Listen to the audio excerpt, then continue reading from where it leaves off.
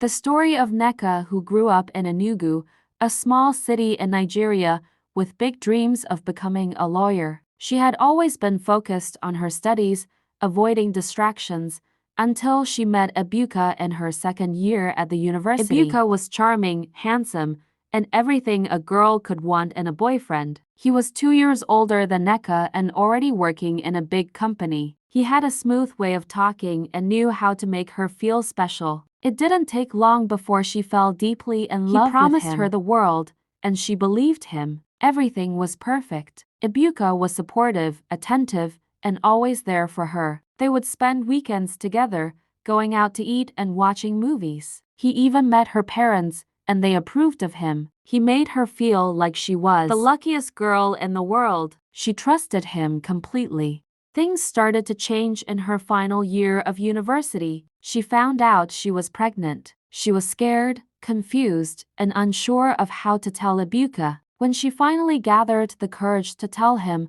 she was expecting support. After all, they had talked about marriage before, and he had told her several times that he wanted to spend the rest of his life with her. But the moment she told him about the pregnancy, everything changed. His expression hardened, and he looked at her as if she was a stranger. "You need to get rid of it," he said coldly. She was shocked. This wasn't the Ebuka she knew. She couldn't believe what she was hearing.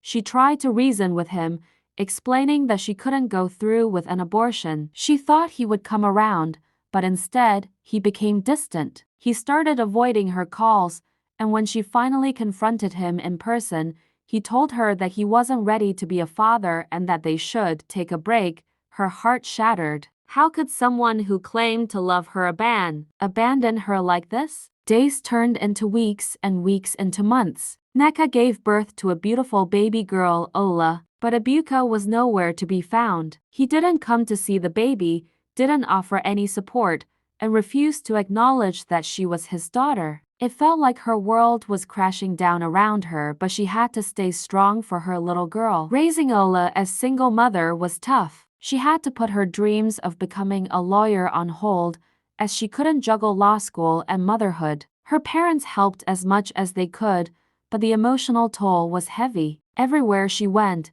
she could feel the judgment from people. Being a single mother in Nigeria is not easy. People whisper, they stare, and they blame the woman.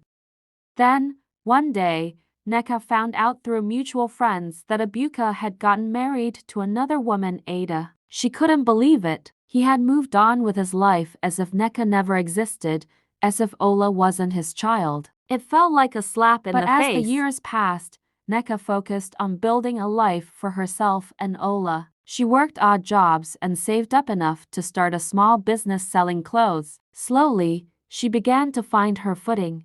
Ola grew into a bright, beautiful girl who filled her life with joy. She realized that she didn't need Ebuka or any man to validate her worth. Then, one evening, something unexpected happened. She received a message from Ebuka. He wanted to talk. Her first instinct was to ignore him, but curiosity got the better of her. They agreed to meet at a small cafe in town. When she saw him, he looked different. The confident, charming man she had once loved was gone. He looked tired and worn out. After some awkward small talk, he finally confessed. His marriage with Ada was falling apart.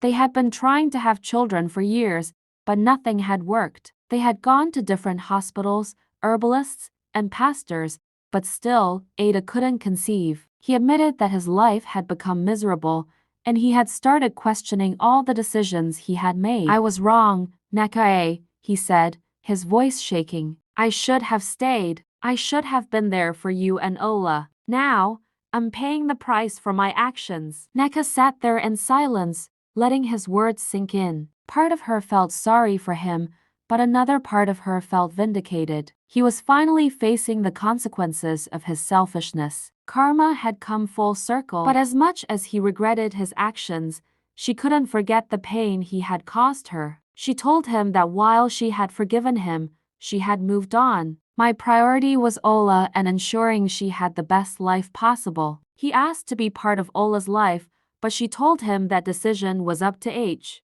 If she ever wanted to meet him, she wouldn't stand in the way, but she wouldn't force her either. As Nneka walked away from that calf, she felt a sense of closure. Ebuka had broken her heart and left her to raise their daughter alone, but in the end, she found strength in herself. She had learned to be independent, and Ola was the greatest blessing her life. While Ebuka faced the consequences of his choices, she had built a life she could be proud of. And so, even though Ebuka may never fully realize what he lost, she is at peace, knowing that she did her best for her daughter and herself. Life may not have turned out the way she planned, but she's come to understand that sometimes, the things we think will break us only make us stronger.